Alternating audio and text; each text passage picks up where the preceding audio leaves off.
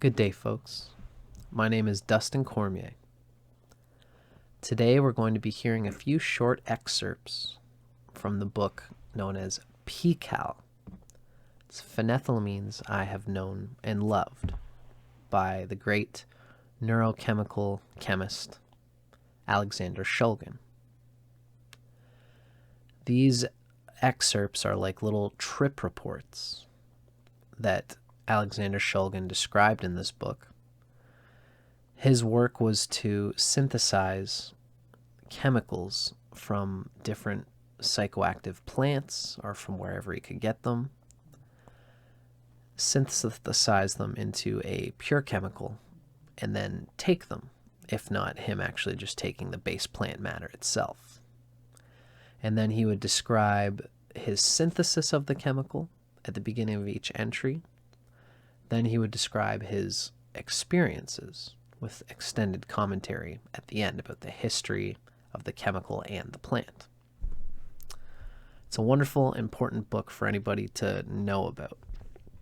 So today we're going to listen to Alexander Shulgin's experiences with the pure hydrochloride salt of mescaline, which is, in other words, pure mescaline.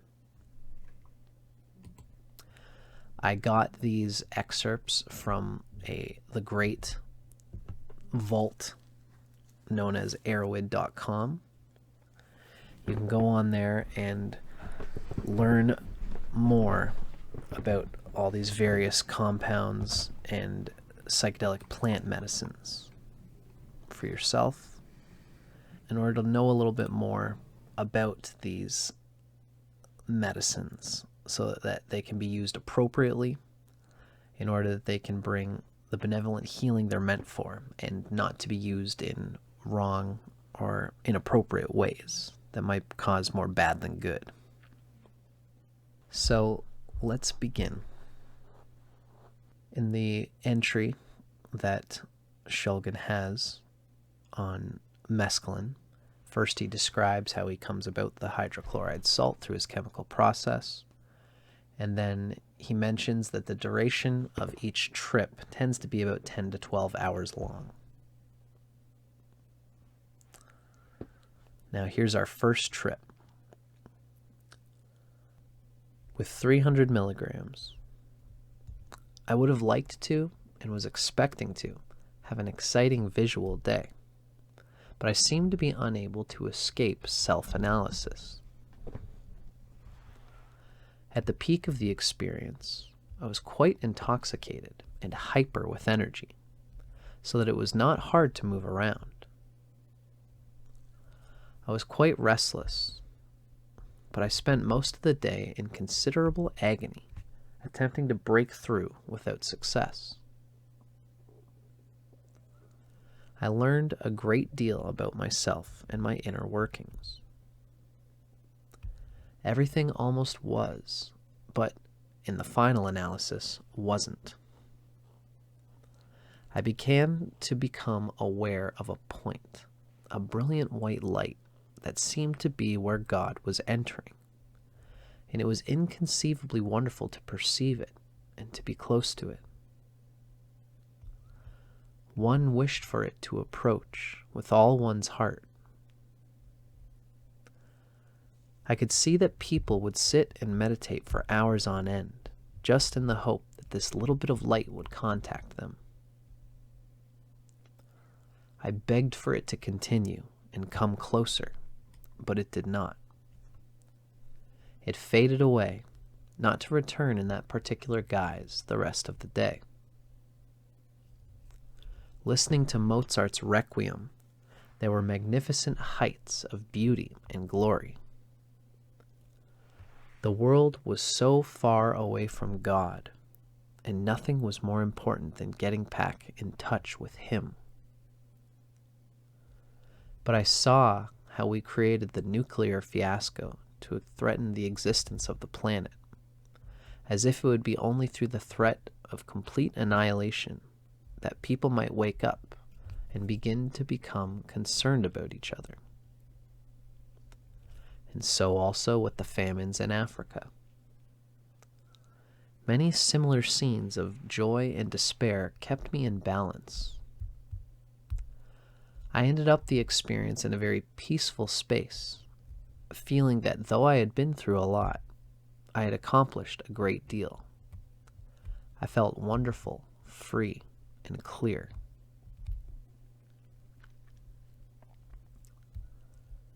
The next experience, with 350 milligrams of mescaline. Once I got through the nausea stage, I ventured out of doors, and I was aware of an intensification of color and a considerable change in the texture of the cloth of my skirt, and in the concrete of the sidewalk, and in the flowers and leaves that were handed me by an observer. I experienced the desire to laugh hysterically at what I could only describe as the completely ridiculous state of the entire world. Although I was afraid of motion, I was persuaded to take a ride in a car. The driver turned on the radio, and suddenly the music, the March of the Siamese Children from The King and I, became the most perfect background music for the parody of real life, which was indeed the normal activity of Telegraph Avenue on any Saturday morning. The perfectly ordinary people on their perfectly ordinary errands were clearly the most cleverly contrived set of characters, all performing all manners of eccentric activities for our particular hilarity and enjoyment. I felt that I was at the same time both observing and performing in an outrageous moving picture. I experienced one moment of transcendent happiness when, while passing Epworth Hall, I looked out of the window of the car and up at the building, and I was suddenly in Italy, looking up at a gay apartment building with its shutters flung open in sunshine and with its window boxes with flowers. We stopped at a spot overlooking the bay, but I found the view uninteresting and the sun uncomfortable. I sat there on the seat of the car looking down at the ground, and the earth became a mosaic of beautiful stones which had been placed in an intricate design, which soon all began to move in a serpentine manner. Then I became aware that I was looking at the skin of a beautiful snake. All the ground around me was this same huge creature, and we were all standing on the back of this gigantic and beautiful reptile. The experience was very pleasing, and I felt no revulsion. Just then, another automobile stopped to look at the view, and I experienced my first real feeling of persecution, and I wanted very much to leave.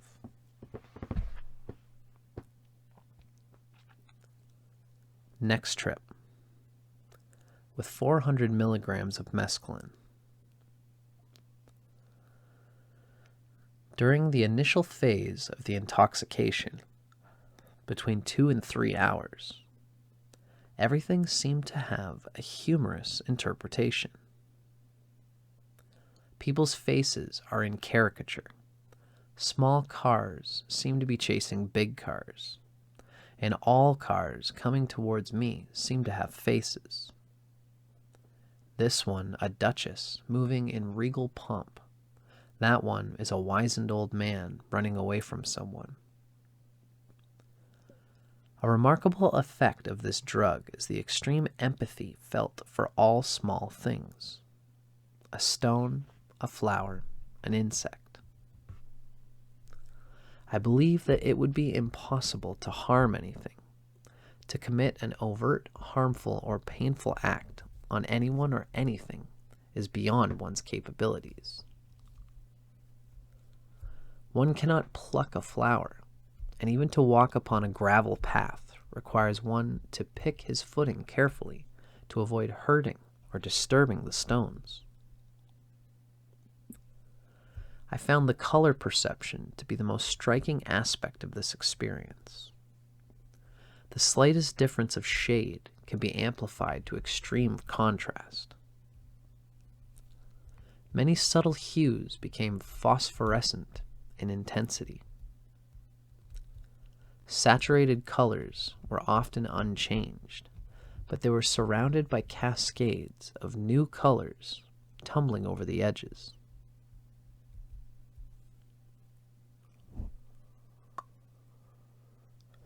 Next trip, with 400 milligrams of mescaline. It took a long time to come on this time, and I was afraid that I'd done it wrong, but my concerns were soon ended. The world soon became transformed, where objects glowed as if from an inner illumination, and my body sprang to life. The sense of my body being alive in my muscles and sinews filled me with enormous joy. I watched Ermina filled to brimming with animal spirit, her features transformed, her body cat-like in her graceful natural movement. I was stopped in my tracks. The world seemed to hold its breath as the cat changed again into the goddess. As she shed her clothes, she shed her ego, and when the dance began, Ermina was no more. There was only the dance, without the slightest self-consciousness. How can anything so beautiful be chained and changed by others' expectations? I became aware of myself in her, and as we looked deeply into one another, my boundaries disappeared, and I became her looking at me. Alexander Shulgin then proceeds to describe some of the history of the peyote plant, as well as mescaline in general.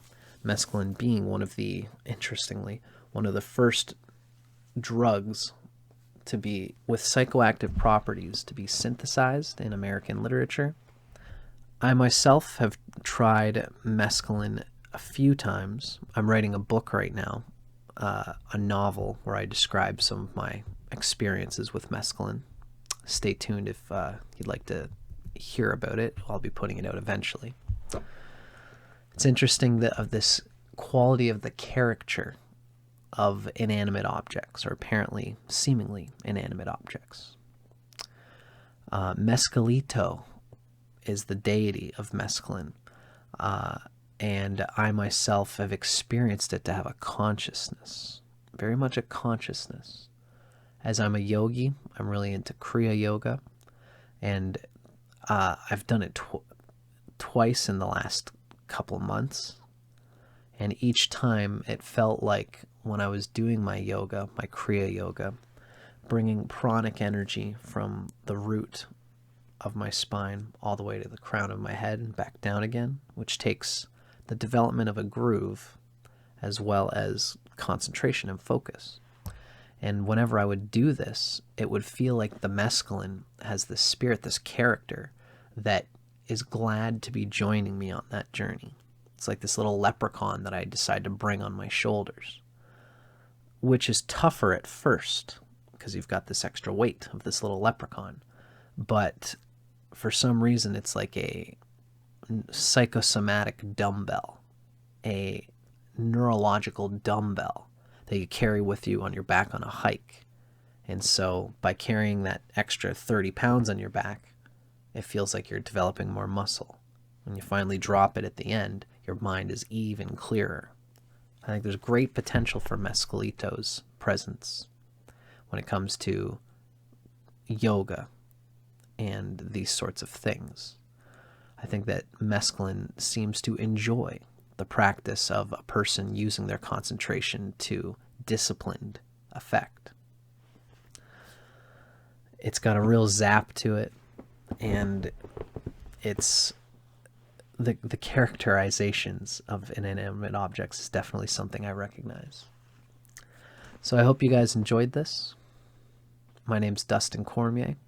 This has been our excerpts from Alexander Shulgin's PIHKAL on his entry of mescaline. Stay tuned. I'm going to try to do a few more of these things as I come along and find more juicy tidbits like this. Thanks so much for watching.